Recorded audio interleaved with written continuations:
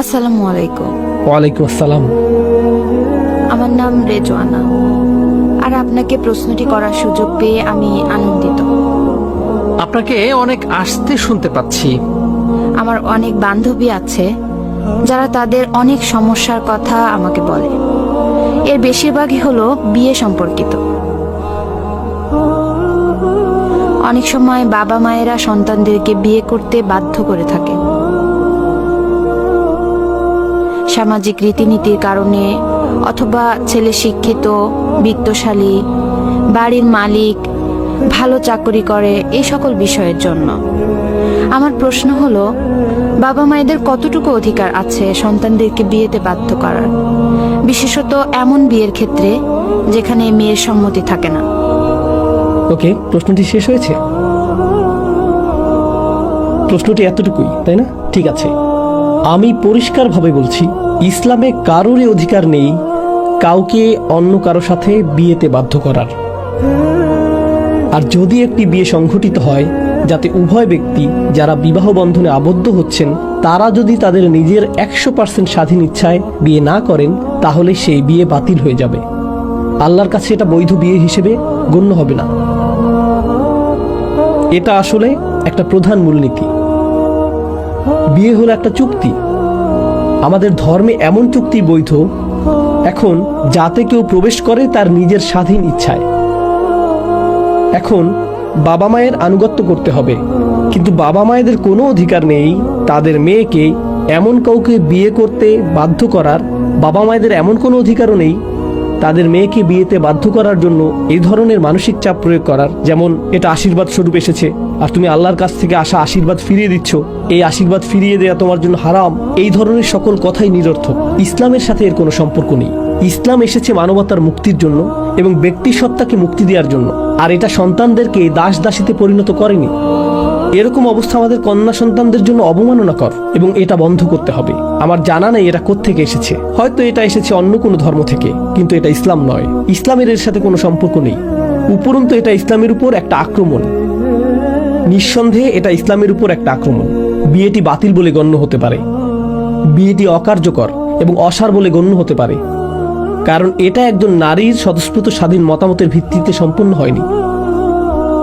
এখন এক্ষেত্রে একজন ওয়ালির সম্পৃক্ততা প্রয়োজন, অর্থাৎ যখন একজন মেয়ে বিবাহ বন্ধনে আবদ্ধ হতে চায় তখন তার পরিবার, তার অভিভাবকের অনুমোদন প্রয়োজন।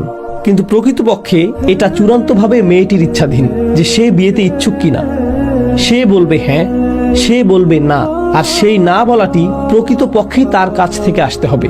শুধু তাই নয়, কি পরিমাণ মোহরানা তাকে দেয়া হবে এবং কখন এটা দেয়া হবে, এই বোঝাপড়া হতে হবে বাবা এবং মেয়ের মধ্যে।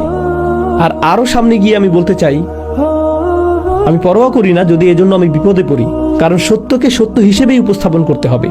কখনো কখনো বাবা মায়েরা অত্যাচারী হয়ে যান। কোনো কোনো বাবা ঘরের কোনো ব্যয়ভার বহন করেন না। কখনো তাদের নেশায় আসক্তির মতো সমস্যা থাকে। এর ফলে ঘরের খরচ নির্বাহের জন্য মাকে কখনো দ্বিগুণ কাজ করতে হয়। কিন্তু যখন বিয়ের প্রসঙ্গ আসে তখন বাবা বলে ওঠেন, আমি হলাম অভিভাবক, আমি সিদ্ধান্ত নিব তুমি কাকে বিয়ে করবে। যদি একজন বাবা ঘরের ব্যয় নির্বাহ না করে থাকেন এবং গৃহের রক্ষণাবেক্ষণ না করে থাকেন, তিনি বাবা হিসেবে তার ভূমিকা পালন না করে থাকেন, এক্ষেত্রে তার অধিকার শূন্য এই বিষয়ে হস্তক্ষেপ করার যে মেয়েটি কাকে বিয়ে করবে। শূন্য। কারণ আপনি একটি ঘরের অভিভাবক তখনই হবেন যখন আপনি সেই ঘরের রক্ষণাবেক্ষণ করবেন, যখন আপনি সেই ঘরের সদস্যদের দেখাশোনা করবেন। আপনি নিজেই যদি সেই ঘরের প্রতি অত্যাচারী হন, তখন আপনি আংশিকভাবে ইসলামের একটি অংশ নিয়ে বলতে পারবেন না যে আমি এখন কর্তৃত্ব দেখাবো। এটা অত্যন্ত গুরুত্বপূর্ণ একটা বিষয়। আমার কথাগুলো এখন নিয়ে কেউ অপব্যবহার করতে পারে, বিশেষ কোনো পরিবারের উদ্বুদ্ধ কোনো পরিস্থিতির উপর। সে বলতে পারে, নোমান আলী খান এটা বলেছে, আমাকে তোমার কথা মতো চলতে হবে না। এতে আমি সমস্যায় পড়ব না, সমস্যায় পড়বেন আপনি। আপনি যদি এমনটা করেন তাহলে সুযোগের অসৎ ব্যবহার করা হবে। তাহলে আপনার অসৎ উদ্দেশ্য চরিতার্থ করার জন্য কিছু শুনে সেখান থেকে সুবিধামতো অংশ বাছাই করে তার অপব্যবহার করা হবে। এরকম করলে এজন্য আল্লাহর কাছে আপনার জবাবদিহি করতে হবে এবং আপনাকে দুঃসাহসের পরিচয় দিতে হবে এই বিষয়ে আল্লাহর সম্মুখীন হওয়ার ব্যাপারে। আমি এখন বাবা মায়েদের উদ্দেশ্যে বলছি, আল্লাহকে ভয় করুন। যদি আপনার কন্যা অভিযোগ করে যে সে বিয়েতে অনিচ্ছুক ছিল, আমি জানি না কিভাবে আপনারা বিচার দিবসে আল্লাহর সামনে এর জবাব দিবেন, কারণ এটা আপনার কন্যাকে জীবন্ত কবর দেয়া থেকে ভিন্ন কিছু না। বিআইয়ি যামবিন কুতিলাত, এটা মোটেও ভিন্ন কিছু নয়। আমি সন্দেহাতীতভাবে এই মতামত পোষণ করি।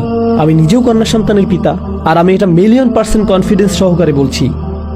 আল্লাহ যাতে আমাকে এরকম পিতা কখনোই না বানান। আর আমি আরও এক ধাপ সামনে যাব। যদি আমার আপন বোন আমার কাছে আসে, আমার কন্যা আমার কাছে আসে আর বলে তোমরা আমার বিয়ে দিয়েছো, আমি দীর্ঘ সময় সেখানে ছিলাম কিন্তু এখন অত্যাচারের শিকার হচ্ছি, আমার স্বামী আমাকে আঘাত করে অথবা তার পরিবার আমাকে অপমানিত করে, আর আমি এমন সব কিছু সহ্য করে যাচ্ছি, এখন আমি কি করব? আমি আল্লাহকে ভয় করি যদি এরকম কথা আমার মুখ দিয়ে বেরিয়ে আসে, দেখো তোমার যদি তালাক হয় এটা আমার পরিবারের সুনাম নষ্ট করবে, সমাজের কাছে আমরা কিভাবে মুখ দেখাবো, তোমার ছোট বোনকে কিভাবে বিয়ে দিব, তোমার ছোট বোনকে কে বিয়ে করবে? তোমার চক্ষু লজ্জা থাকা উচিত। পরিস্থিতির সাথে মানিয়ে চলো, সমস্যার কিছু নেই। আমাদের সবারই এমন বিষয় মানিয়ে চলতে হয়, সমস্যার কিছু নেই, এটা জীবনেরই অংশ। এটা কোন জীবনের অংশ? মুশরিকের জীবন, কাফেরের জীবন? ইসলাম এসেছে রহমত হিসেবে। ইসলাম এসেছে রহমত হিসেবে। পিতা হিসেবে আপনার লজ্জিত হওয়া উচিত যে আপনার কন্যা আপনার কাছে এসেছে অত্যাচারী স্বামীর হাত থেকে নিরাপত্তা পাওয়ার জন্য, আর আপনি বলছেন না, ফিরে যাও এবং আবারও অত্যাচারের শিকার হও, কারণ এটা আমার সুনাম নষ্ট করবে। আমার জানা নেই আপনি সন্তান জন্ম দিয়েছিলেন বা কেন। যদি আপনি পিতা হওয়ার অর্থই না বুঝেন, আপনার কন্যার নিরাপত্তা নিশ্চিত করুন, আপনার বোনের নিরাপত্তা নিশ্চিত করুন, কন্যার নিরাপত্তা নিশ্চিত করুন। আর যদি বাবা কিংবা ভাই এই কাজ না করে তাহলে চাচাদের এটা করা উচিত। দাদা দাদি এগিয়ে এসে সেই সকল মেয়েদের নিরাপত্তা নিশ্চিত করা উচিত, তাদের এটা করা উচিত। আমাদের ধর্ম হলো মুক্তিদানকারী ধর্ম, এটা কোনো কারাগার নয়, এটা কারো উপর অত্যাচার করতে আসেনি, বিশেষভাবে নারীদের উপর তো নয়। ইসলামের আবির্ভাব ছিল একটি বিপ্লব, যেখানে আল্লাহ নারীদেরকে এমন স্বাধীনতা দিয়েছিলেন যেমনটি এর আগে কখনোই দেখা যায়নি।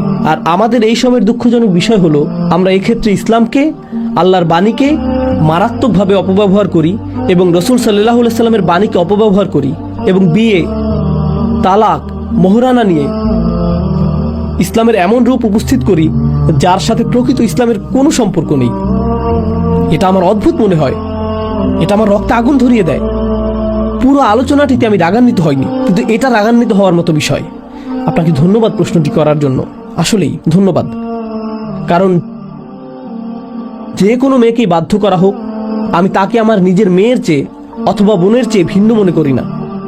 কেন তাকে এই পরিস্থিতির শিকার হতে হবে? আমি এর জন্য জান প্রাণ দিয়ে সংগ্রাম করব, যাতে তাকে এই পরিস্থিতির শিকার না হতে হয়। পিতামাতার উদ্দেশ্যে আল্লাহ যত কিছু বলেছেন, পিতামাতাকে সম্মান জানাতে হবে, পিতামাতাকে মর্যাদা প্রদর্শন করতে হবে, হ্যাঁ, কিন্তু মা বাবাদের এটা মনে করা উচিত না যে তারা কোনো ধরনের দেবতায় পরিণত হয়ে গেছেন যার উপাসনা করতে হবে। আল্লাহ আপনাকে এই সন্তানের জন্য দায়িত্বশীল বানিয়েছেন, তিনি আপনাকে এই সন্তানের মালিক বানাননি।